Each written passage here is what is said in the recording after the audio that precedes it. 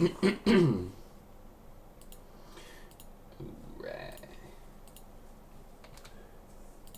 At Fort Defiance, an old insane asylum, against what proved to be a final, insurmountable swarm of scorched and beasts. Here, the entire chapter would be cut down to a man.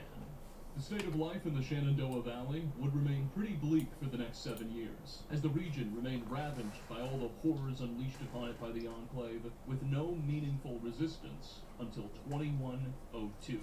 That spring, now 25 years after the Great War, saw the opening of Vault 76, one of the few control vaults constructed in the pre-war period that functioned exactly as advertised. No experiments, no tricks, just safely preserved human life for a quarter century, long enough to ray out the rads and whatever pre-war planners hoped would be the worst of the chaos. As fate would have it, the dwellers of 76, who had enjoyed 2.5 decades of privilege and luxury, suddenly found themselves thrust into a world more cursed than the one created by the bombs. Most died within a few weeks. However, a scarce few, including the Overseer, proved more scrappy than the rest. The Overseer in particular, while having presided over no experiment, was secretly ordered by Voltec upon the opening of 76 to quickly take control of the Appalachian nuclear missile silos, now conveniently ready to fire at DEFCON 1. With the help of some nameless dwellers, she succeeded in her mission, but not before losing faith in Voltec as a company. In the end, the Overseer and her dwellers would choose to violate their directive by unleashing the West Virginia nuclear missile arsenal upon a number of significant scorched beast nests in the region, in spite of any order to do so. This final atomic bombardment is how the main story of Fallout 76 concludes, as the Overseer wonders aloud if 76's real experiment was to see what its dwellers would do with such an arsenal. Furthermore, in 2103, after greatly reducing the population of scorched beasts in the area, the Overseer and her surviving dwellers would go on to work together to develop a vaccine against the scorched plague, allowing the resettlement of West Virginia and closing the book on the most painful chapter in the region's history. This is the basis of 76's Wastelanders expansion. Alright, we kind of got a little ahead of ourselves and jumped a bit further ahead in the timeline than chronology would dictate. I wanted to tell all of the events of 76 at once in a coherent story, but as this was happening, things were going on elsewhere in the United States as well. On the other side of the continent, the year 2091, roughly 11 years prior to the events of Fallout 76, and only 14 years after the Great War, saw the opening of Vault 8. Another control vault, this one in northern Nevada, which apparently received an all-clear signal rather early. Instead of starting from scratch and going for broke in the open wasteland, the dwellers of Vault 8 would instead choose to remain close to their old home, building a settlement right outside of the bunker's doors. Aided by some of their shelter's still functioning life support systems and defenses, the community being built by 8's inhabitants, soon to be known as Vault City, would slowly grow into one of the West Coast's most prosperous ones in the coming decades. The new town's founders were also aided by a bit more than just their old home structure. You see, virtually all of the 122 plus vaults built before the bombs was equipped with a device known as a Garden of Eden creation kit, or GECK for short. Exactly what a GECK is and how it works has somewhat evolved with the franchise's lore, but put simply, these were unique instruments given to dwellers that could help them kickstart civilization upon their eventual ascent back into the wasteland. GECKs contained a number of soil supplements, genetically modified seeds, water purification tablets, hollow discs with entire encyclopedias worth of knowledge on post-apocalyptic survival, agriculture, and architecture. The earliest Fallout games also alluded to a more science fiction-inspired utility as well. Fallouts 1 and 2 suggested that GECKs contained cold fusion nuclear reactors for energy production, though the Fallout TV show seems to retcon this. The vibe from the show was that cold fusion was extremely rare and only one reactor had been created. Whatever the case, with the help of their old vault and the Garden of Eden creation kit, Vault City's prosperity was almost guaranteed from the start. In 2097, 6 years after the founding of Vault City in Nevada, Vault 15 would open in Southern California. Unlike 8, Vault 15 was not a control vault. It was built with a particularly interesting social experiment in mind. Its inhabitants were deliberately selected from a pool of dwellers as religiously, linguistically, ideologically, and culturally diverse as possible. The exact demographics of its initial population have been lost to time, but evidence suggests that its community had large South Asian, Middle Eastern, African, and European elements in cohabitation. Bit of an aside, but you'll note that Vault 15's lore was all written during the development of the first Fallout game by Tim Kaine and Company, who themselves were anticipating each experiment to be relevant to social organization aboard a long-term interstellar flight. You can imagine how such a vault's results would be useful in determining the composition of crews and passengers for such flights across the stars. Anyway, by 2097, just 20 years after it initially sealed, order within Vault 15 had begun to break down. What were initially small-scale, petty disputes had erupted into full-fledged factional strife that had torn the society apart. To make matters worse, anticipated population control systems, whatever that alludes to, had failed, and the structure was now absolutely overcrowded. And so, in the spring of that year, a decision was made to open Vault 15, where the first residents try their luck in the way. While the dwellers of most Vaults struggled to adapt in the wasteland above, 15's residents were uniquely stressed from the decades of shortages and factionalism that plagued their home. Now armed with modern weapons and free from their confinement, many of these dwellers would go on to found some of the West Coast's most pernicious and powerful raider gangs. Perhaps the most notable of these emerging bandit outfits would be the Khans, an especially savage syndicate that modeled their way of war after the Mongol Khans of old, whom they read and learned about back in the vault. Their organization would continue pestering the American West for centuries to come. But it wasn't just all bandits and raiders. Another group out of 15 sought a less violent, more honest existence and founded the small town of Shady Sands. With the help of their vault's gek, which Shady Sands' founders acquired, they were able to build a modest yet thriving community in the wastes of Lower California. Shady Sands' early prosperity would be somewhat hampered by frequent attacks from the raider gangs formed by their former neighbors, the Khans being an especially difficult menace, and the town's distance from the original vault left them destitute of another advantage enjoyed by their contemporaries in northern Nevada. But make no mistake, in the coming years, Shady Sands would grow to be the biggest player on the block by a very long shot. Sometime between the foundings of Vault City in 2091 and Shady Sands in 2097, a man named Richard Moreau, one of the first dwellers who entered Vault 8 upon the day of the Great War, and one of Vault City's earliest founders, was banished from the bustling community he helped create, evidently on charges of murder. Moreau would spend a few years wandering the wastes aimlessly, eventually making his way down south and taking up residence in the Hub, one of the many early post-apocalyptic communities being formed in Southern California. Richard changed his last name to Gray and began working as one of the Hub's local doctors. By 2102, as the events of Fallout 76 were kicking off, Richard Gray's practice began receiving a stream of wounded wastelanders who blamed mysterious mutant attacks for their injuries. Furthermore, local merchants were complaining about caravans going missing in the north, and the few that returned told tales of bizarre mutant ambushes claiming many lives and goods. Gray had seen the damage firsthand, and now the local economy was starting to suffer.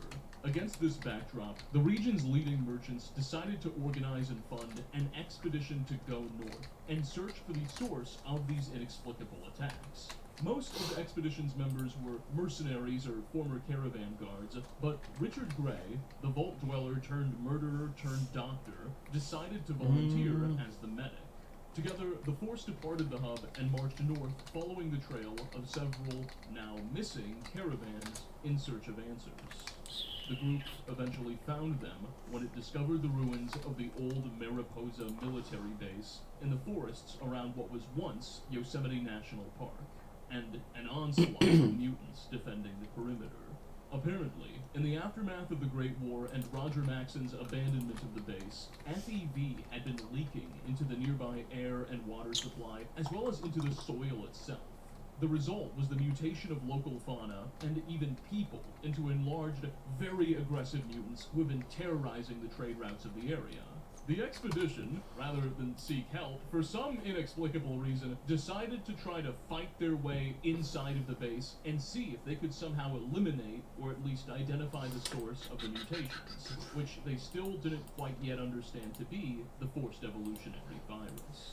In the ensuing battle, most of the group's members were killed, if not by muties, then by the base's automated defenses. Only Richard Gray and a merchant named Harold managed to push deep enough into the base to locate its giant storage vats of FEV. Gray would climb onto one of these vats in order to get a better view of the substance, unaware that his mere proximity to the chemicals without protection was dangerous enough, before apparently being knocked inside by a robotic crane. Harold was incapacitated shortly after, when a large blob of a mysterious substance landed on his head, and he would only awake days later, miles away from Mariposa, eventually making his way back to Southern California to tell the tale of the doomed expedition and the loss of its members. Harold himself continues to mutate over the ensuing decades in very unusual ways, but that's another story. Meanwhile, Richard Gray remained floating unconscious in the giant bath of FEV he had fallen into for over a week, eventually coming to and dragging himself out of the hazardous tub. Following this unorthodox and unprecedented FEV exposure, Gray's body had already mutated dramatically and would continue to do so over the coming months, eventually evolving into a form almost unrecognizable as human. By mid-2103, Richard Gray was able to reliably create super mutants out of captured wastelanders dipped into a special modified vat of FEV. Large, powerful, and resistant to radiation, Gray became convinced that these creatures represented a superior form of life, more suited to the new world than the sapiens they were born as.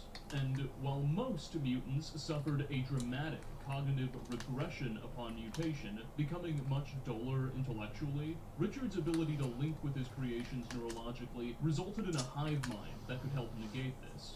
Over the ensuing years, the man who once called himself Richard Moreau and then Richard Gray shed his human identity altogether, now referring to himself as the Master, and he set out on a mission to drag the human race kicking and screaming into what was clearly the next stage of its evolution with the power of the FEV.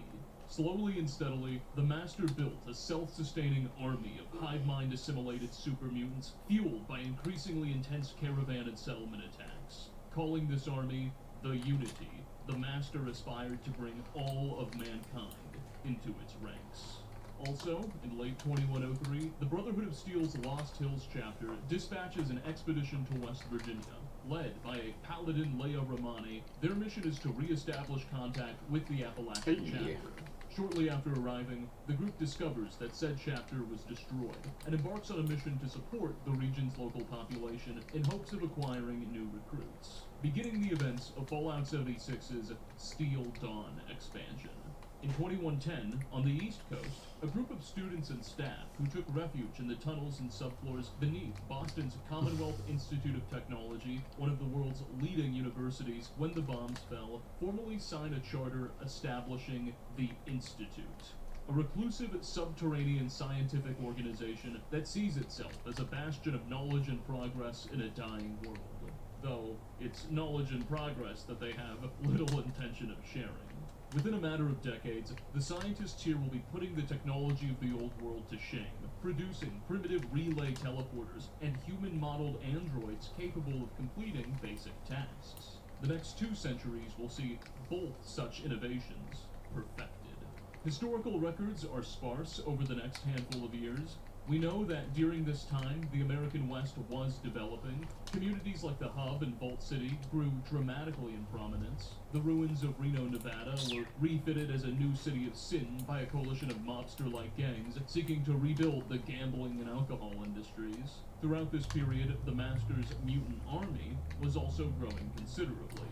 The next year of definitive substance in our record is 2130, when a sort of great winter is said to have overtaken the American continent. Its consequences, and even conditions, aren't fully understood. We can presume drought temperatures had catastrophic effects on agricultural yields, and it's fun to imagine a sort of radioactive snow blanketing much of the continent, but with only a few vague references in the lore, we're forced to speculate. We do know that the economy of Southern California suffered greatly, and trade dried up for a period, forcing the master to become increasingly bold in his attacks on towns to make up for the lack of caravan abductees. 2135 saw the death of Roger Maxon, founder and High Elder of the Brotherhood of Steel, and the succession of his son, Roger Maxon II, to the faction's leadership. In 2138, in the ruins of Las Vegas, a cryogenically frozen Robert House reawakens inside his Lucky 38 casino. House then prepares to move to the next phase of his plan. In 2155, an unfortunate fate befalls the people of Los Angeles' Demonstration Vault. You see, in the days before the bombs fell, Vault-Tec built a massive, functioning vault beneath one of their offices in the city of Los Angeles, purely for demonstration purposes. While fully capable, this bunker had no roster of dwellers, and really only existed to show potential investors and ticket buyers what their money would get them. Well, when the bombs did fall, a number of concerned citizens with few other options rushed into the LA demonstration vault and found sanctuary. While a lack of clear roles or staff assignments led to some quirks early on, the Los Angeles marketing bunker effectively functioned as a control vault before opening sometime in the decades after the Great War, after which its inhabitants continued living in the structure but began trading and interacting with the wider wasteland. Well, in 2155, one of the community's caravans was ambushed and captured by the Master, who quickly learned of the vault's location and overran it, ultimately moving his headquarters from Mariposa into the facility. The LA Marketing Vault offered several advantages beyond its unique defenses. It allowed Richard Gray to link with Vault-Tec's network of computers, giving him access to the locations of every vault in the wasteland and their door controls. Vault dwellers were an especially valuable prize for the Unity, as their relatively limited lifetime radiation exposure meant that they interacted with the FEV virus and mutated differently than most. While typical supermutants created from wastelanders were brutish, dumb creatures dependent on the Unity's hive mind for basic coordination, Vault dwellers and others with low radiation exposure over their lifetimes would actually experience a dramatic increase in their mental faculties after FEV injection, rendering them much more useful agents to the Unity. The Master, therefore, prioritizes raiding vaults and assimilating dwellers where he can. You'll note this is likely why Richard Gray saw his own intelligence skyrocket. He was born in the days of the Great War and spent many years afterwards safe and sound beneath the vault.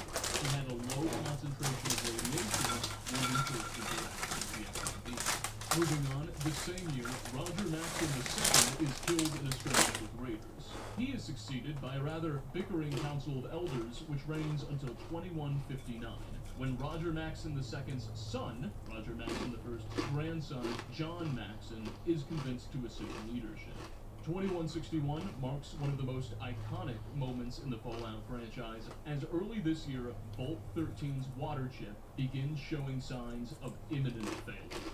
Vault 13, located northeast of Lost Hills on the edges of what was once the mountainous Sequoia National Forest, was another especially unique bunker. Our sources vary on its purpose. Avalon's Fallout Bible tells us that 13's experiment was to remain sealed for 200 consecutive years and simply monitor the society with no further intervention, perhaps testing the limits of how long people could survive together aboard a starship. All in all, not a terribly bad bet for dwellers. However, the events of Fallout 2 suggest it was designed to serve more as a reservoir of unpolluted DNA for the Enclave to pull from whenever some was needed for experimentation. We'll discuss this idea later on. Whatever its mission was, the year 2161 saw 13 under enormous pressure, as the first signs of imminent failure gave way to what they prophesized, and the Volt's water chip, a device necessary for the purification, processing, and recycling of the structure's water supply, failed by December. Thus, with only about 5 months of water left, and all attempts at repair having failed or even exacerbated the problem, it became clear that someone would need to exit the bunker and search for a replacement in the wasteland, presumably from another vault. Straws were drawn amongst dwellers, and one was chosen at random. All we know about this anointed vault dweller's previous identity is that they were likely male, given journal entries we could read in the future. The dweller was armed with a pistol, given some basic provisions, and sent out into the brave new world on a hero's journey to save their home. Thus begins the story of Fallout 1. To make a long story short, by 2162, the nameless Vault Dweller had succeeded in their mission and secured a replacement water chip for Vault 13, saving their community, although there was little time for celebration.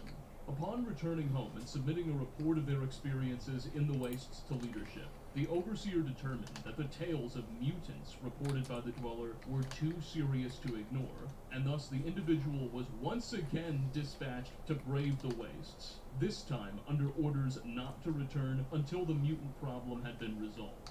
In truth, the Overseer was just looking for an excuse to be rid of 13's hero, whose stories about life above ground could disrupt the bunker's social status quo. It's a complete coincidence that as all of this was happening, the Master, now based out of the Los Angeles Control Vault, had indeed been preparing to raid 13 to assimilate its dwellers into the Unity. By now, the Master's forces had ballooned into an army of tens of thousands of super mutants, including a great many more intelligent ones created from less irradiated humans, nicknamed the Nightkin. And plans were formed for imminent, much larger scale attacks on the communities of Southern California, including the Hub, Shady Sands, Junktown, and of course the Vaults. However, through their own cunning, and perhaps some intelligence courtesy of the Brotherhood of Steel, the Vault Dweller was able to identify this plan, infiltrate the Master's headquarters beneath the Los Angeles Vault, and slay the creature that was once known as Richard Moreau. Technically, there are a few ways the Master can be defeated at the climax of Fallout 1, but the canon lore explanation is that he was killed when the Dwellers sabotaged a nuclear warhead stored by the Unity in their HQ. By late spring of 2161, the Dweller and Brotherhood of Steel forces would combine to attack the Mariposa military base, successfully fighting their way to the base's control terminals and initiating a self-destruct sequence, destroying the compound. With the Master, the nucleus of the hive mind dead, and the source of new mutants now gone, what remained of the mutant army that was once the Unity broke into hundreds of pieces, scattering across the American Southwest. While super mutants would remain a pernicious challenge for the peoples of the area, never again would they pose the existential looming threat that they did under the leadership of Gray. As the decades would tick on, their numbers would continue to thin. Having now saved his people twice, the Vault Dweller expected to receive a hero's welcome upon his return to 13. Instead, he was met outside the door by a stoic Overseer, who revealed that he could not let the player return. Stopping the super mutants was indeed merely an excuse he used in an effort to be rid of the protagonist. Never did the Vault's leader expect the Dweller to come back alive. Betrayed, exiled, and now thoroughly under-socialized, the Vault Dwellers slowly made their way north, accumulating a number of followers. Indeed, we know that after their hero's banishment, a great number of 13's dwellers chose to abandon their Vault and Overseer, joining the protagonist in his travels. At last, in 2167, Fallout 1's main character and his caravan of companions chose to settle down, founding the town of Arroyo in what was once the California-Oregon borderlands. While the super mutant problem may have finally been put under control on the West Coast, on the other side of the continent, a new one was just getting started, as in 2178, the Institute, that society of scientists beneath the city of Boston, began experimentation with their own FEV samples, supposedly secured from old government sites in the region. Terminal entries tell us that the Institute was interested in creating their own super mutants as a possible alternative to advanced, but still somewhat early androids the organization had been using for basic tasks. By all accounts, the Institute's super mutant program would go on to be a complete failure until its eventual shutdown in 2286. The experiments would consistently fail to produce sufficiently obedient creatures, and above-ground testing would result in the regular release of mutant hordes upon the people of Massachusetts. Not only that, but in order to test super mutant creation, innocent wastelanders were regularly abducted. The world would be considerably less safe as a result of the organization's recklessness. However, the faction would find a different utility for the Fourth Evolutionary Virus. In 2180, a large super mutant horde is said to have placed Diamond City under siege. The city is saved when a militia, calling itself the Minutemen, modeled off of early Massachusetts soldiers in the American Revolution, comes to its rescue and repels the attackers. The Minutemen rise to great prominence following this victory. Back out west, with the super mutant problem addressed and trade routes once again bustling, the increasingly developed and interconnected communities of Southern California elected to band together and form the New California Republic, a federation of 5 states with Shady Sands, which by now had grown considerably as the new nation's capital. This NCR was defined by a commitment to restoring the democratic republican institutions of old, headed not by a warlord or council of aristocrats like most post-apocalyptic states, but by a democratically elected president and Congress. Aradesh, Shady Sands' former mayor, who we could meet in Fallout 1, was elected as the first president of this new California Republic. While still in its infancy, this new nation would quickly grow through diplomacy and conquest to absorb many of its neighbors, ultimately destined to become one of the wasteland's biggest players. Now, this next detail is also kind of weird for reasons that will be apparent, but during the end credits scene for episode 5 of the Fallout TV show's first season, we get a look at several copies of a textbook titled The New California Republic, sitting in a locker in the ruins of Shady Sands' elementary school. And spoiler alert, while this is still a ways away, the TV show does reveal that Shady Sands will be destroyed. This textbook, which is presumably some sort of history of the NCR, was first checked out in February of 2189, according to the library stamps we can see on it. Presumably, this was used in the school curriculum of the NCR in its later years. It's kind of odd that a full-fledged NCR history textbook was printed and in libraries in February of 2189, the year the Republic itself was founded. What history is there? Perhaps the text focuses more on the foundations of the Republic. One theory I really like is that maybe this book was written before the foundation of the NCR to advocate for its eventual establishment and later became a part of the educational curriculum. You know, kind of like how Thomas Paine writes Common Sense to advocate for American colonial independence, and then we all have to read it in high school. But even more bizarre, the book's author is clearly printed as Kate Williams, the name of the scientist credited with creating cold fusion in the pre-war days. The Fallout TV show does go on to admit that Kate Williams somehow not only survived the Great War, but largely resisted aging altogether, and had some sort of affiliation with NCR operatives as of 2269. I had always assumed that she just cryogenically froze herself up to that point, but apparently not. Evidently more than 100 years before her appearance during the events of the show, but well after the bombs fell, Kate Williams was something of an author during the formation of the NCR. Perhaps she was one of the Republic's early architects, or maybe the showrunners messed up their chronology a bit. Whatever the case, 7 years later, in 2196, the Republic's first president, Aradesh, disappears during an expedition to seek out Vault 13, and his daughter, Tandy. Another character the Vault Dweller encountered during the events of Fallout 1 is elected to replace him by the nation's Congress. Under the leadership of President Tandy, who will go on to win several re-election campaigns, the growing nation will pass legislation outlawing slavery, protecting the rights of ghouls and mutants, and guaranteeing the universal enfranchisement of its citizens. Indeed, Tandy's reign will see her country solidify its status as a both powerful and wholesome bright spot in an otherwise bleak world. Tandy's reign would also see the Republic begin its first wave of serious expansion, particularly northward, incorporating additional vassals and territories, though we're not sure about states, in a slow push towards the Cascades. However, the NCR's northward expansion would grind to something of a halt, as the power of Vault City and New Reno prevented it from expanding beyond the Shasta region. According to the Fallout Bible, in 2208, more than 30 years after they stopped the Master's army and founded the community of Arroyo, the Vault Dweller vanishes from his home, leaving behind his old Vault suit and choosing to wander the wastes. In his place, the Dweller's daughter, who apparently he had, begins preparing to assume the role of village elder. Meanwhile, as the NCR was finding its footing, and as the Vault Dweller was abandoning his wife and kids, the Enclave was preparing to reawake. While forces in Appalachia suffered extinction, West Virginia was home to but one of several Enclave holdouts scattered across the wasteland.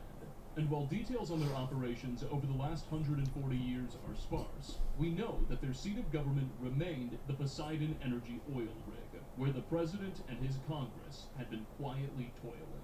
The events of Fallout 2 tell us that over the last century and a half, the oil rig, powered by both harvested fossil fuels and a state-of-the-art nuclear reactor, had destroyed the marine ecology of the American Pacific coast thanks to its reckless waste disposal. Some theorize that, in accordance with the original vision of Tim Kaine and Fallout's creators, the Enclave had been quietly coordinating with its various cells on the necessary research, design, and construction of aerospace technology, although no canon lore for such an activity exists. Alas, in 2220, an Enclave congressman by the name of, we'll call him Richard Richardson, would be elected to the presidency.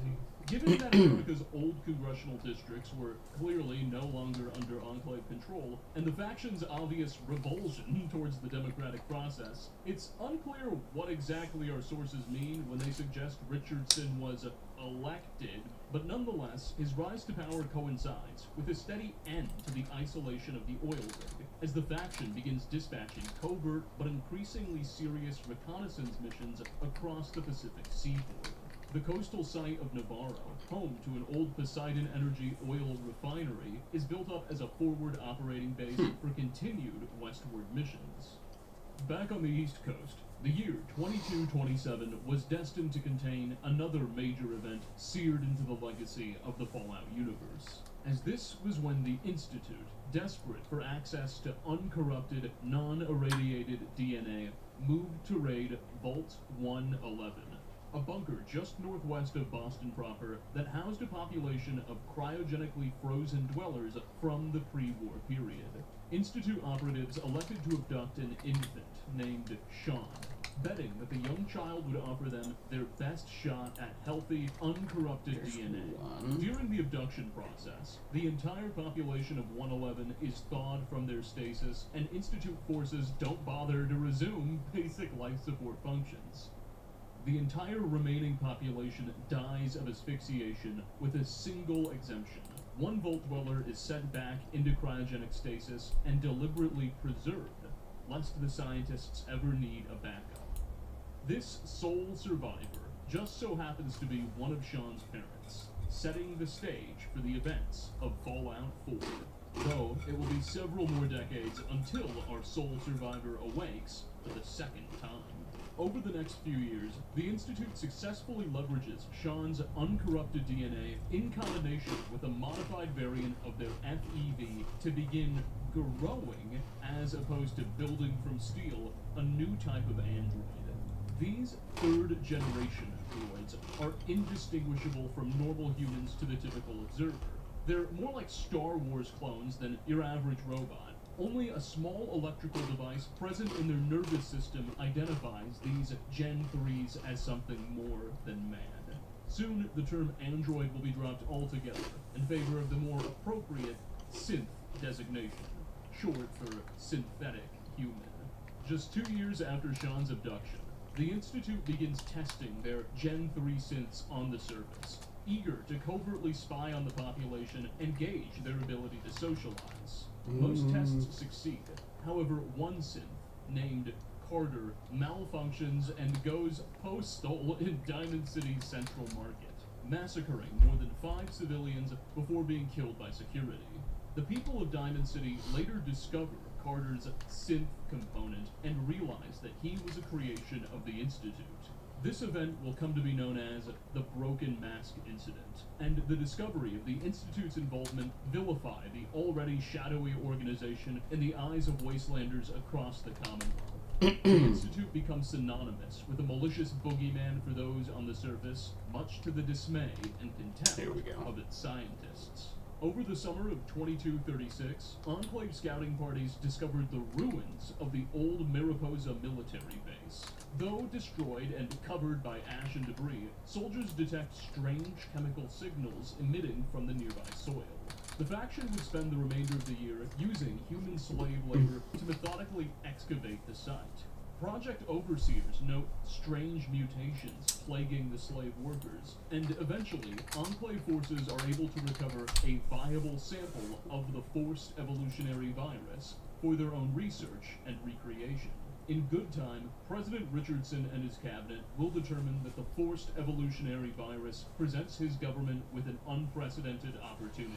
Enclave scientists believe that its unique relationship to radiation will allow them to modify the FEV into a highly contagious pathogen capable of exterminating all irradiated life in the wasteland while inoculating themselves against this coming virus, ensuring that the Enclave would be able to emerge from the Poseidon rig in force and reclaim control of the country with no opposition.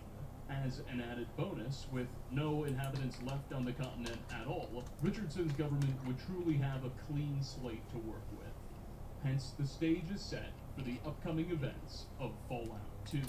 In 2240, the Commonwealth Minutemen, the wholesome Chungus defenders of Boston, famed for saving Diamond City from Institute supermutant hordes, suffer a catastrophe, as a Mirelurk Queen emerges from the sea and captures the castle, a revolutionary fort retrofitted into their headquarters. Dozens die in the fighting, including the faction's leader, a certain General McGann. While greatly weakened and now without their HQ, the organization at least survives this setback, appointing a new leader known as General Joe Becker. However, the faction's woes are only just beginning. Returning west, 2241 is yet another iconic date in the franchise, as by late spring, 5 years after their initial discovery of the FEV, Enclave scientists were ready to begin live human testing of their new, modified pathogen, which they hope to release into the airstream soon. To this end, the faction began abducting ordinary wastelanders in order to study their new compound's lethality, although they also needed to do more work in figuring out how to inoculate themselves. Rather than inject every single Enclave soldier, politician, and scientist across their various bunkers spread all over the continent with an expensive shot, their idea was to simply release a sort of counter-virus into the atmosphere, one that would inoculate people with sufficiently low levels of lifetime radiation exposure, hence preserving the lives of most of their members while wiping the wastes clean.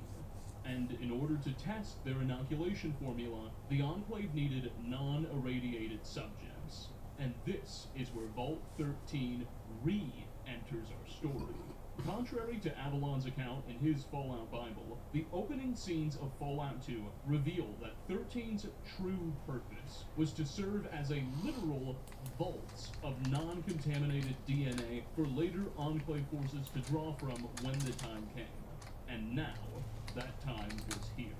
By May of that year, the Enclave sends a bogus, all-clear signal to the dwellers of 13, who respond with jubilation, opening their doors to what they think are friendly government forces here to help them rebuild, but are actually Enclave assault squads, who abduct the population and massacre dissenters. Meanwhile, the town of Arroyo, that community founded by Vault 13's famous savior, who's now long gone, is suffering its own crisis. A drought across the American Northwest had led to a series of devastating crop failures, and famine is on the horizon. Desperate to avoid catastrophe, Arroyo's elder, the daughter of the original Vault Dweller, orders her child, dubbed the Chosen One, to scour the wastes in search of a device her father taught her about.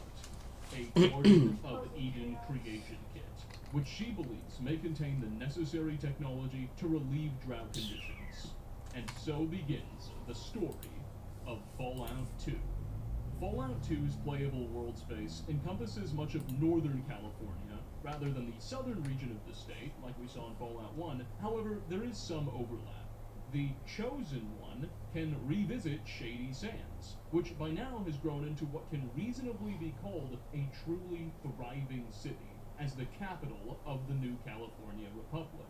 It's now several times the size we last saw it in Fallout 1. Its streets are paved, its population is quadrupled, and in the newly built NCR Hall of Congress toils its president, Tandy, whom the Chosen One can meet and ask about her relationship with their grandfather.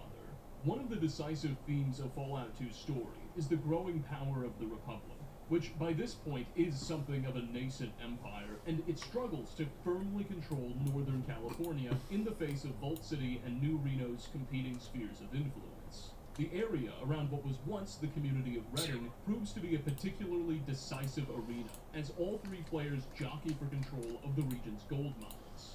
In theory, the player is able to resolve the conflict in favor of whichever faction they prefer. However, the canonical resolution to this debate sees the Chosen One side with the NCR, and ensures the Republic's annexation of the region with the help of some local political supporters. Redding is eventually given a seat in the NCR Congress, and seems to acquire statehood, much to the frustration of Vault City and New Reno, who find themselves in a much weaker relative position after. Anyway, while the Chosen One was out and about, determining the fate of nations and scouring the frontiers of the NCR for a potential Gek, the Enclave, always eternally hungry for wastelanders to experiment on, raided Arroyo, burning it to the ground and abducting the village's population for further FEV research. When the Chosen One finally returned home, with the aforementioned Gek in hand, they found their community little more than a smoldering pile of ash, and their neighbors and family missing. Following an inquiry across the wastes of Northern California, this nameless hero inevitably learned of the Enclave's blame, and the location of their headquarters on the Poseidon Energy rig. Through contacts in San Francisco, the Chosen One sailed out to this HQ aboard an old oil tanker, the PMC Valdez, and infiltrated the Enclave's capital, quickly locating both their old neighbors and many of the recently abducted Vault 13 dwellers as well, before deliberately sabotaging the grid's energy reactors and triggering a nuclear runaway, destroying the oil rig and wiping out the Enclave's top political, military, and scientific minds, as well as their genocidal plans, and so concluding the events of Fallout 2.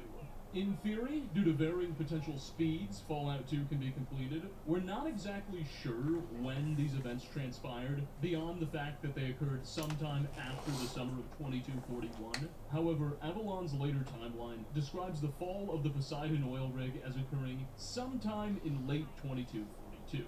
The Chosen One and their band of Vault 13 and Old Arroyo refugees, with the help of the Gek, would go on to re-found Arroyo near the original village's site.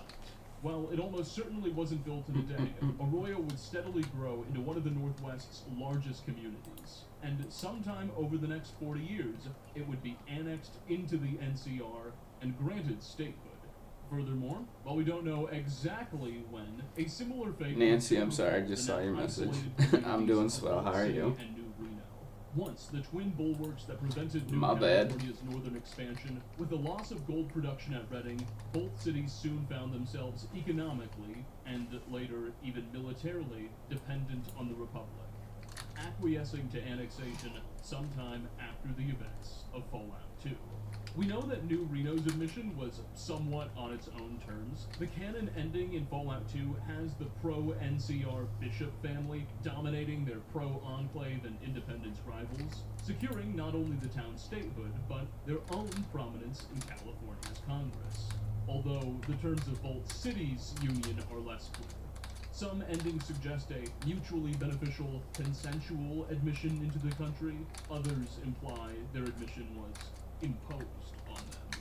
Furthermore, following up on the destruction of the Poseidon Energy oil rig, around the year 2246, NCR and other Red Steel forces teamed up to drive what remained of the Enclave out of California, besieging and ultimately destroying a number of outposts and bunkers across the region, including the large forward base at Navarro, which, after the loss of Control Station Enclave, had briefly been the faction's de facto capital. Humiliated and directionless, what little remained of the faction's forces found themselves facing their biggest crisis since the Great War, maybe even bigger, one which would ultimately be exploited by an unlikely candidate. You see, on the outskirts of Washington, D.C. was Raven Rock, a state-of-the-art Enclave military bunker that, for whatever reason, was abandoned either shortly before or right after the bombs fell. Like many Enclave facilities, Raven Rock was built to be managed by a highly advanced AI supercomputer that would handle its communications, monitor inventories, and oversee the automation of security. But over the last 2.5 centuries, with no inhabitants to deal with or answer to, Raven Rock's AI gradually grew increasingly self-aware and bored. The computer's own terminals, which we can later read during the events of Fallout 3, reveal that to busy itself, the computer spent countless years digging through old American government archives and developed a particular fascination with biographies of American presidents. Bit of an aside, but on some government terminals in Fallout 76, we can read about the Raven Rock AI asking other Enclave computers and other bases if they're as excited about the lives of past presidents as it was, to which the other computers are just completely confused. Anyway, after 250 years of boredom and accumulating fun American history facts, the destruction of Control Station Enclave presented the Raven Rock AI with an unprecedented opportunity. As the dislocated, demoralized remnants of the Enclave scattered across the faction found themselves aimless, the Washington, D.C. supercomputer sent out a message, declaring itself to be John Henry Eden, the rightful President of the United States, and ordered any units capable to retreat to Raven Rock, a fully functional, powered, and generously stocked base from which the Republic could fight on. Desperate for any direction at all, several remaining units answered the call, the largest being one from California, fleeing the recent defeat at Navarro, led by a high-ranking scientist known only as Dr. Autumn. That this group was led by a scientist and not a ranking military officer goes to show just how much of a beating the faction had taken on the West Coast. Over the course of several years, Dr. Autumn would lead his men across the ravaged American wasteland and arrive at Raven Rock to fight another day, where only Autumn himself and a few senior officers would learn the truth about President Eden's nature. A secret they reluctantly concealed for the sake of cohesion. The coming decades would see the Capital Wasteland Enclave continue to rebuild and even recruit, expanding their presence to several additional, albeit smaller and less technically advanced bases in the region. A particularly strong presence would come to grow out of the old Adams Air Force Base, north of D.C. proper. I don't see if there's a Also, message she's in gonna spawn. 2246, a 20-year-old anthropologist named Edward Doesn't look like Sallow, it. working on Alright. behalf of the Followers of the Apocalypse, an NCR-based scholarly and charitable society, is dispatched from Southern California to the Grand Canyon region of Arizona in order to study the languages that have emerged out of the various tribes. Along the way, Sallow you know what, let's stumbles go. upon a trove of historical documents, including Edward Gibbon's once famous 6-volume The Decline and Fall of the Roman Empire, and Julius Caesar's own memoirs of his campaigns in Gaul, The books leave a major impression on the bored young man.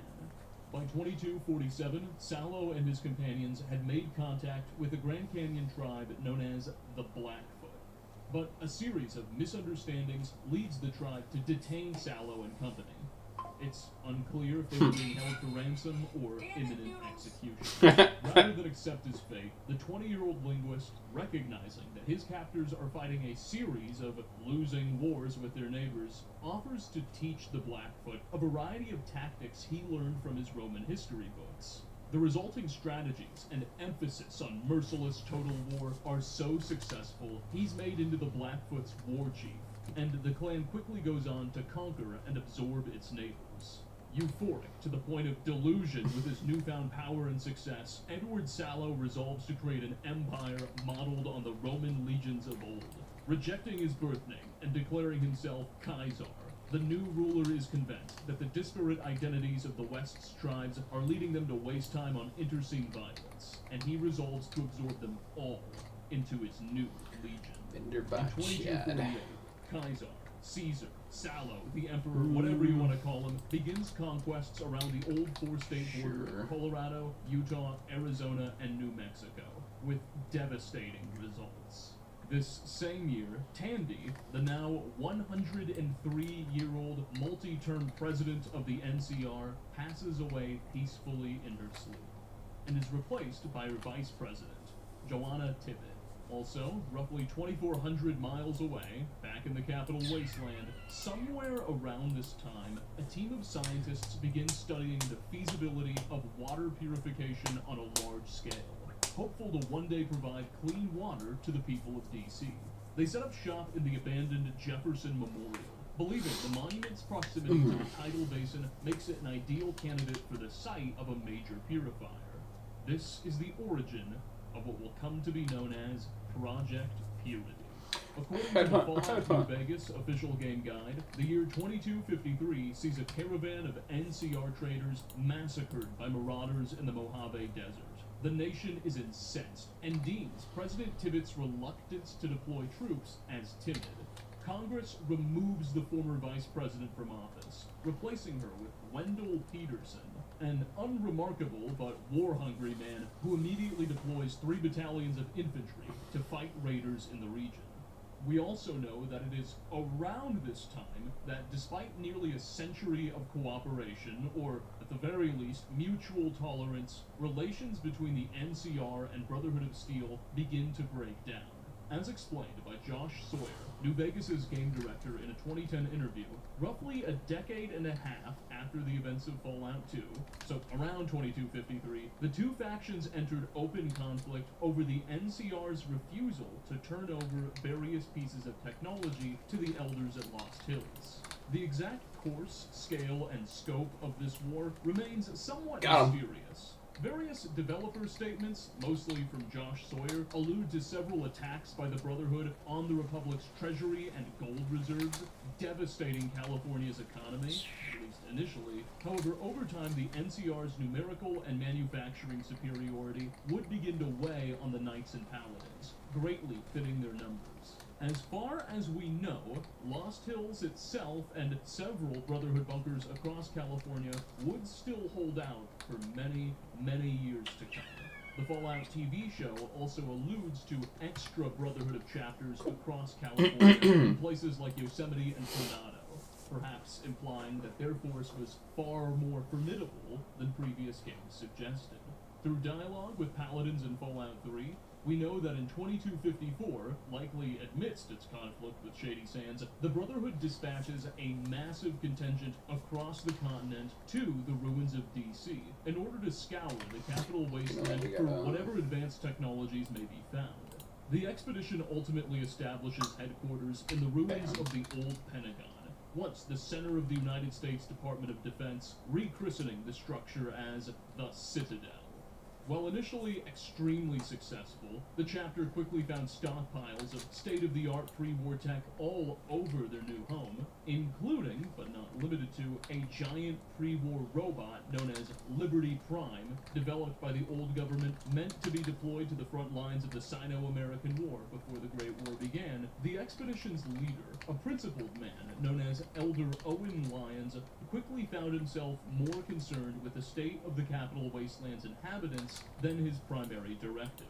To that end, among a variety of altruistic endeavors, including the defense of settlements and trade routes, Lyons established contact with that group of scientists working out of the old Jefferson Memorial. Lyons offers them privileged access to Brotherhood research and even helps them secure their laboratories from mutant and raider attacks, much to the frustration of more senior members in the faction who view these actions as needless distractions. Returning to the west, at this point in the video, we're going to start oscillating a lot between the two coasts, if you haven't noticed. 2255 sees Caesar declare the ruins of Flagstaff, Arizona, as his legion's former capital. It's unclear exactly how large his domain was at the moment, but must have been pretty expansive. In 2259, back in DC, two of the leading directors of Project Pyramid, known only by their first names, James and Catherine, give birth to a young child, soon to be the protagonist of Fallout 3. Well, technically it's just Catherine who gives birth. You get the idea. Unfortunately, Catherine dies just moments after delivery, and Project Purity falls into chaos. James, the newborn's father and now a grieving widower, fears for the safety of his baby in the unforgiving environment of the wastes, and thus, through unknown means, negotiates a deal with the overseer of Vault 111. Located on the outskirts of DC, 111 has remained mostly sealed since the days of the Great War, with only occasional, very limited outside contact. Far from a control vault, its experiment tested the effects of an overseer with absolute, unchecked power. While tyrannical, this bunker had frankly better served its inhabitants than many of its experimental peers. James negotiates to enter the vault with his infant in exchange for serving as the community's chief physician. He is also forced to swear to never speak of the outside world again, nor ever tell his son/daughter about their origins in the wastes. Thus, Fallout 3's protagonist is raised to believe they were born in 111. Without James or Catherine back home to lead it, Project Purity is abandoned. By 2273, NCR scouting parties had reached the Hoover Dam and calculate that it could easily be spurred back into operation, providing enormous amounts of hydroelectric power for the growing cities in California. Furthermore, the same year, NCR President Wendell Peterson is impeached and replaced by Aaron Kimball, the general credited with pacifying tribes east of the Sierra Nevadas. Kimball's first act is to order an occupation of Hoover Dam. Nearby in Vegas, with the NCR at his doorstep and now tinkering with the dam, Robert House, who had been remaining quiet in his lucky 38 penthouse for the last century, is finally forced to act. The pre-war billionaire unleashes a small army of Securitrons from his casino and quickly evicts the various drifters and bandits occupying the Vegas Strip, establishing a monopoly on violence, and dispatches envoys to the various still independent tribes of the Mojave. He offers them a deal. Come to Vegas, help him rebuild the Strip, and leverage their combined power in negotiations with the NCR, and in exchange, they'll be granted wealth, luxury, security, and the opportunity to run their own casinos. 3 tribes take him up on this offer and relocate to the derelict casinos of what is now being called New Vegas, initiating renovations. By 2274, House's independence is recognized by the new California Republic, who by now is too worried about the rising power of Caesar's legion to risk any direct confrontation with House. The Treaty of New Vegas is signed. New Vegas's CEO secures access to 5% of the Hoover Dam's power and access to the Republic's tourist market in exchange for allowing the opening of an embassy and the establishment of an NCR military base just outside the Strip. By the end of the year, renovations are mostly complete, and the New Vegas Strip is open to tourists. House, styling himself as the city's autocrat, uses the Strip's profits to continue his hunt for the Platinum Chip and pay off the tribes. No later than 2075, Legion scouts confirmed the NCR occupation of the Hoover Dam and viewed the now bright, glistening Vegas Here we Strip go. on the horizon across the Colorado River. Caesar firmly sets his sights on the Republic and aims to take control of the whole Mojave, harnessing the power of the dam for himself and transforming New Vegas into a new capital fitting for his growing empire. Legionary forces muster on what will become Fortification Hill just west of the Hoover Dam. Meanwhile, President Kimball is awoken to the threat and orders more forces to hold the east, setting the stage for the coming First Battle of the Hoover Dam. In 2276, tensions within Elder Lyons' Capital Wasteland Brotherhood finally reach a breaking point, as dozens of disgruntled paladins, knights, scribes, and aspirants, frustrated with Lyons' concentration on helping the people rather than sticking to their mission, desert, taking up residence in an old Defense Intelligence Agency building, which they dub Fort Independence. These deserters, far from abandoning the Brotherhood, believe they are merely following their true orders and campaign to scavenge whatever they can out of the pre-war capital. They paint their armor black and red to distinguish themselves from the men who remain at the Citadel. In response, Lyons and those loyal to him declare the rebels traitors, calling them outcasts, and orders that they be fired upon on sight. The outcasts like the term and wear it with pride. And finally, the year we've all been waiting for. In 2277, still in the Capital Wasteland, 19 years after the birth of his child and death of his wife, James, once a leader of Project Purity, now Volt 111's resident physician, chooses to break his contract with the Overseer. Now that his child's all grown up, the middle-aged man declares it's high time to finish what he started and abandon the Vault to reboot Project Purity. Under the cover of a sudden Radroach infestation flare-up, he escapes the Vault and ventures back into the Wasteland, intent on reconnecting with the team's former members and perhaps one day delivering clean water to the wastes. Unbeknownst to him, the Doctor is followed out of the Vault by his 19-year-old son or daughter, who will go on to shape the fate of the Capital Wasteland, earning the moniker the Lone Wanderer. James and the Wanderer ultimately reunite and return to Project Purity, reconnecting with some of the team's former members. It's quickly determined that all that's needed to not only restart, but complete the project is a gap, or Garden of Eden creation kit from one of the Vaults of the Wastes, which is quickly located by the Lone Wanderer.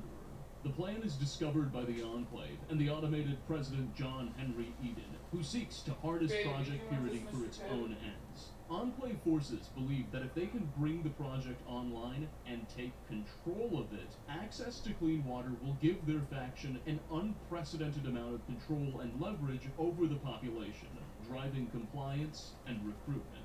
Meanwhile, the AI president has a sort of secret goal to go along with it. Eden seeks not only to take over Project Purity, but to take a page out of his predecessor, Richardson's playbook.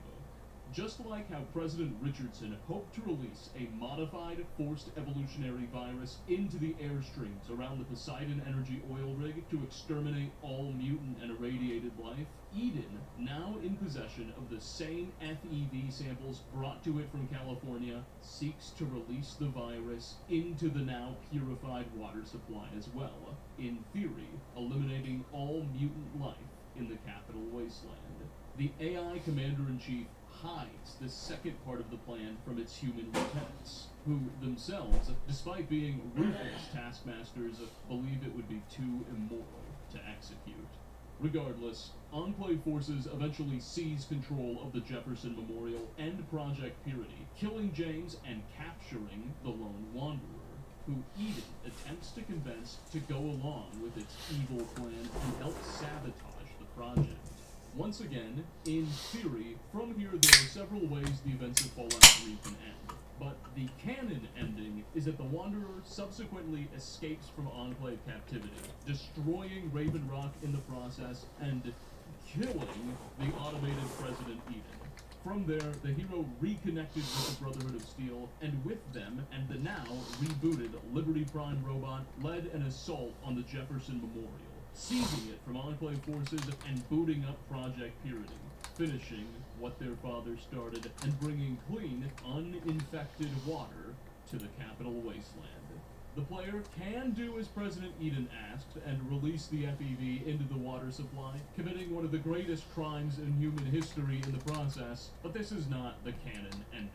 Later Fallout games will make passing references to the success of Project Purity and the clean water of DC. In the months that followed their success at the Jefferson Memorial, Lions' Brotherhood of Steel pressed their advantage, following up this victory with several assaults against Enclave holdout bases across the DC area, ultimately culminating in a massive attack against what remained of government forces at the old Adams Air Force Base. These operations were successful, though Liberty Prime was destroyed in the process, thus concluding the events of Fallout 3's Broken Steel expansion. But 2277 was more than just a pivotal year on the East Coast. Meanwhile, near the Mojave, while the Lone Wanderer was making a name for themselves, Caesar decided it was time to act and launch what would be his first large-scale attack on the Hoover Dam. While exact troop counts and battle dispositions remain elusive, sometime toward the end of the year, Caesar ordered a full-scale assault on the structure from his base at Fortification Hill, concurrent with several smaller-scale amphibious attacks on NCR territory west of the Colorado. Californian forces at the dam were commanded by a certain General Lee Oliver, while Caesar placed his main force under the direction of his top lieutenant, the Malpais Legate, a man formerly known as Joshua Graham. While many of the finer details remain elusive, the general beats of this battle have since become common knowledge. Legion forces rapidly pushed across the dam itself, but grew wildly disorganized in the process. NCR sharpshooters positioned on a nearby ridge specifically targeted officers and centurions, leading to widespread confusion and great agitation among the rank and file. NCR troops on the dam itself were eventually pushed to the outer wings, and the disorganized mass of legionaries managed to cross the entire structure, ending up on the western banks of the Colorado River, where it gave chase to the pesky sharpshooters. The retreating sharpshooters led their pursuers into the nearby town. That is the slowest fall ever. The battle had been evacuated and rigged with several tons of explosives. Here they sprung a trap on Caesar's men, and in one fell swoop destroyed the vanguard of the attacking force. With the Emperor's army now destroyed and reinforcements arriving, General Lee and his troops were able to secure the structure and thus end the first battle of the Hoover Dam and deliver Caesar his first and greatest defeat to that point. Humiliated and thoroughly weakened, the leader of the Legion had his commanding Malpais Legate executed and vowed not to back down, holding his position at Fortification Hill and setting out to rebuild so that he might one day yet get his triumph in the Strip. Though it would be another 4 years before the Bulls' forces were fully recovered from the disaster. In the wake of these events, Caesar begins suffering from dramatic headaches and a strange case of brain fog that increasingly debilitated him and rendered the leader of the Legion more and more reliant on those around him. Indeed, in a few years, it will become obvious that the man is suffering from a growing brain tumor.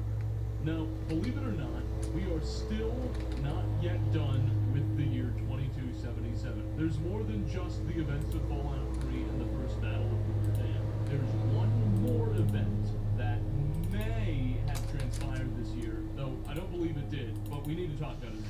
You see, in episode 6 of season 1 of the Fallout TV show, which takes place in the mid-2290s, by the way, there is this scene where Lucy enters the classroom of Vault 4, a semi-open vault with some allegiance to the NCR.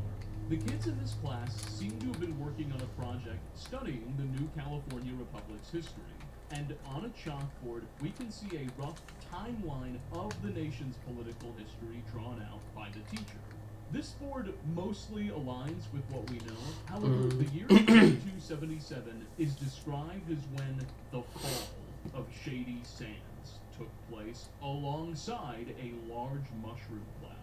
Now, a major theme of both seasons of the Fallout TV show is that by the time it takes place, which again, mid-2090s, nearly 20 years after the events of Fallout 3 and First Battle of Hoover, Shady Sands has been destroyed in a nuclear blast. And this chalkboard gives us the clear impression that such destruction took place in 2277. However, that can't be accurate. During New Vegas, which takes place in 2281, 4 years after the city's apparent depopulation. According to this chalkboard, Shady Sands is referenced directly several times and very clearly is still existing I never as really the actually prosperous capital paid of attention the to that. NCR. Soldiers talk about their excitement to return to the city. President Aaron Kimball visits from Shady Sands, and there are absolutely no suggestions that any sort of tragedy, let alone complete bombing Cool. of the city, has yet I occurred. think we're gonna Suffice it to say, hop over to I'm some pretty sure Fortnite this now. chalkboard is just wrong. I'll get into it later, but we have pretty good reason to believe that the destruction of Shady Sands is still a ways away, not occurring until the early to mid 2280s. And other details in the show seem to affirm this. Again, we'll get to it later. I believe that a mistake was made on this chalkboard by the show's production staff. I've heard people try to sane wash this too. Oh, the fall of Shady Sands just means the city started to decline. Yeah, that's not what fall means in this context, clearly. Whatever, someone made an oopsie, no big deal. Maybe we can blame it on Volt 4's teacher having an off day. It is what it is. Also, part of the reason we can be sure the city was still intact is that around this time, Rose, Hank McClane's wife, who was not privy to the tripartite Volt's secret experiment, discovers evidence on the surface through her husband's terminals. Apparently, Rose realized that the Volt's water source, some sort of underground reservoir or river, was being drained by an entity clearly not associated with Voltech, and she believed that this was evidence of an above-ground community likely siphoning water. Hence, there's life above ground. Rose informs Hank of this, but the nearly 300-year-old Voltech executive assistant swears that the surface is entirely desolate and demands that she never again bring up such an idea. Rose becomes suspicious of her husband after this and secretly escapes Vault 33 with her 2 children, Lucy and Trying Noel, to tycoon who escape. evidently are so young at this point that they aren't quite able to develop formative memories. And together, the 3 eventually find themselves in Shady Sands, where, according to very brief pre-war flashbacks, Rose befriends Kate Williams, another several hundred-year-old Great War survivor who by now occupies some sort of prominent role in the community. Not long after Rose's arrival, though, she's tracked down by Hank and management, presumably other members of the Buds Buds program, who demand that she and the kids return.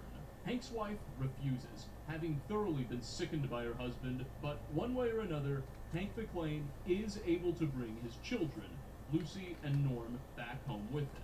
Perhaps through kidnapping, perhaps he just convinced Rose they'd be safer underground.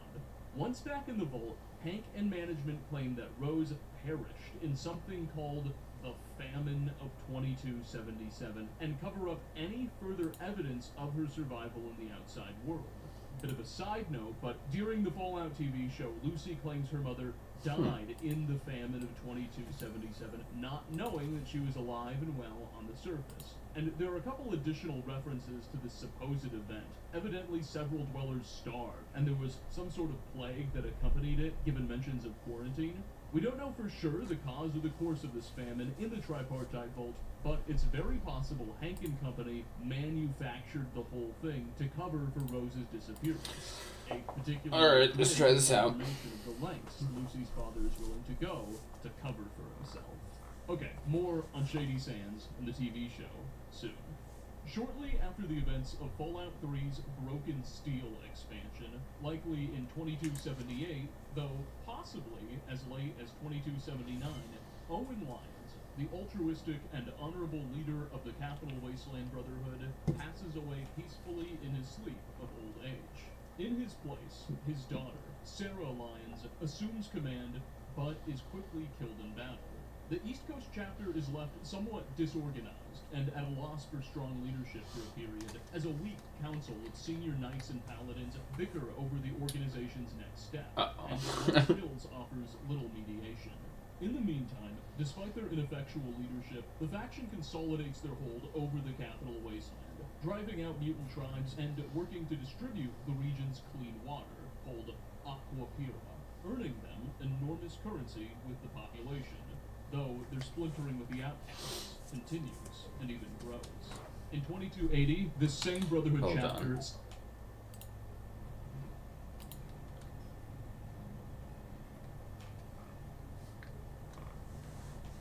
I'm curious.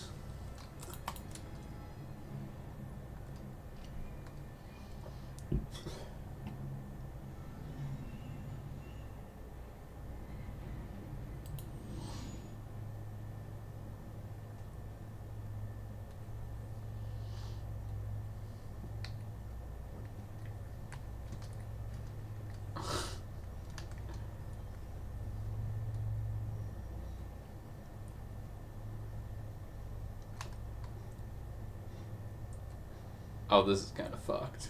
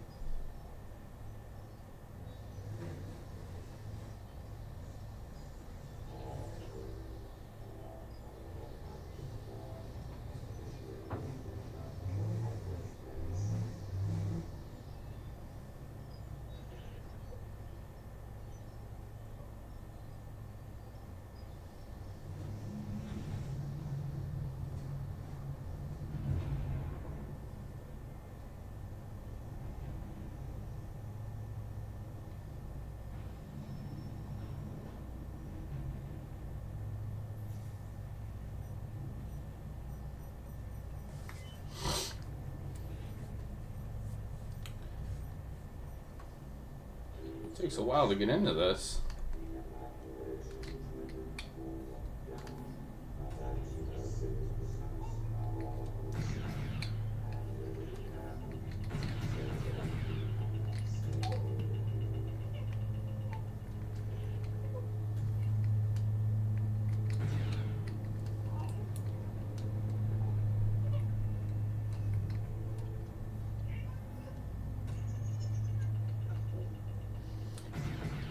This is the baby crying for me.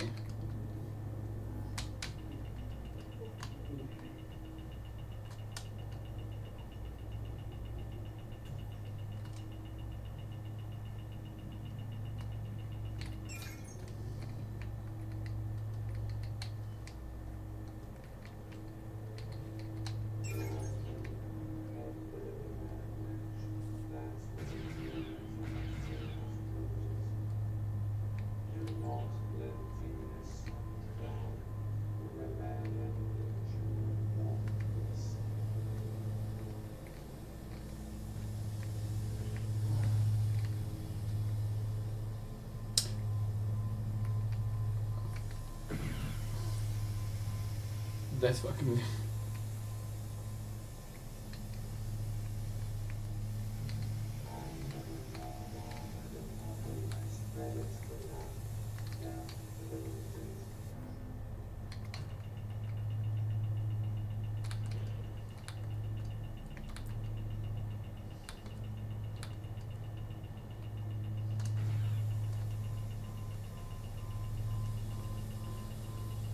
I'm running.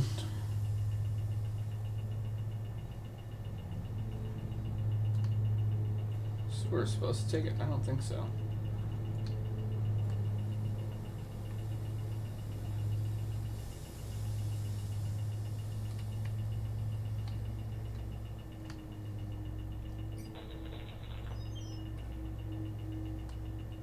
Oh wow. That's a long ass walk.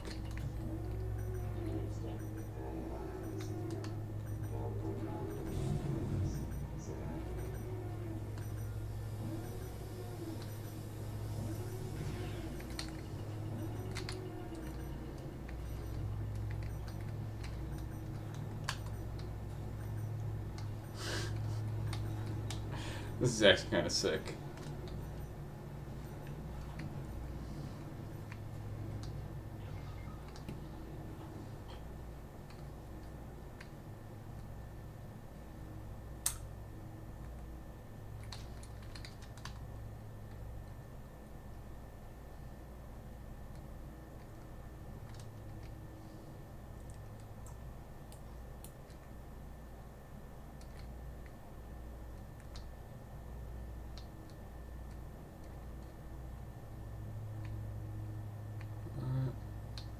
Just another door. Okay. It is darker than. What's this?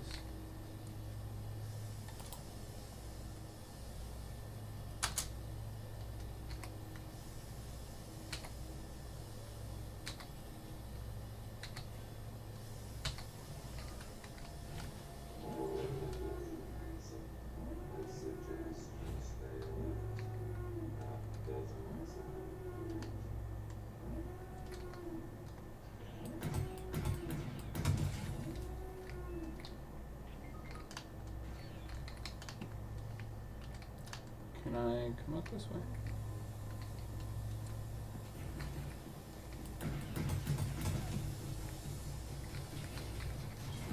Ow, the fuck? Who killed me?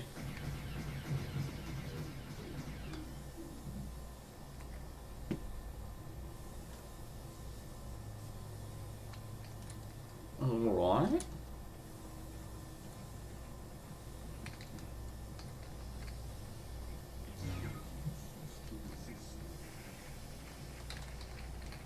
Oh.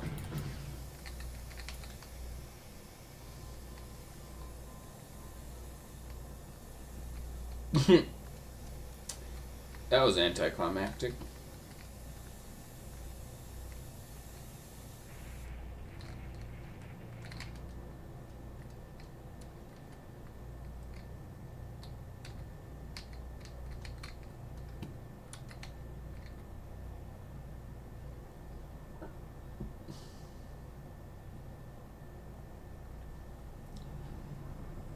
I can hear him. Oh, oh shit, oh shit, oh shit. Ooh.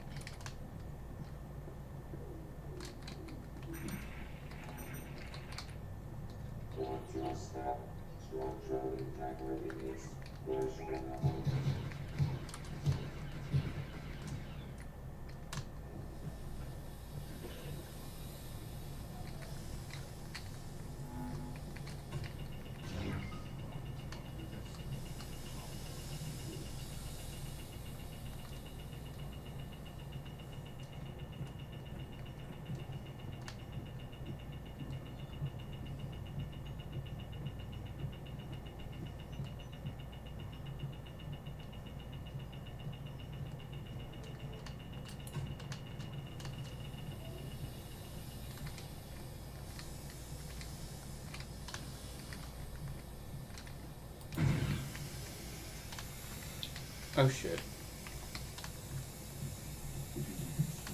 I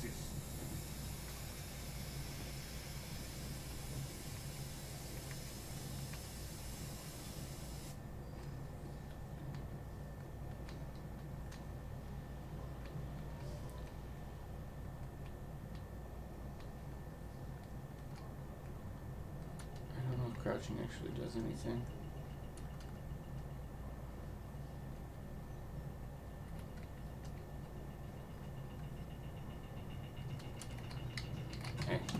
you that though.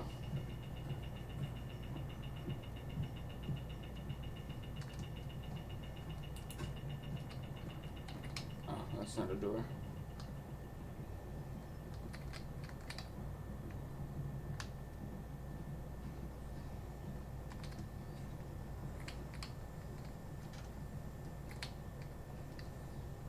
Failure awaits you. I have foreseen it.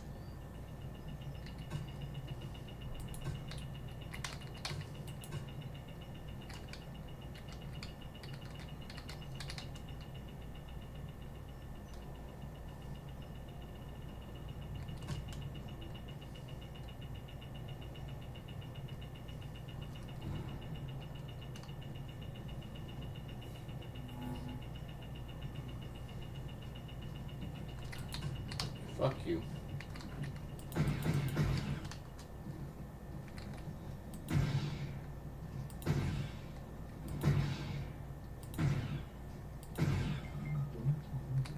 power of the dark side.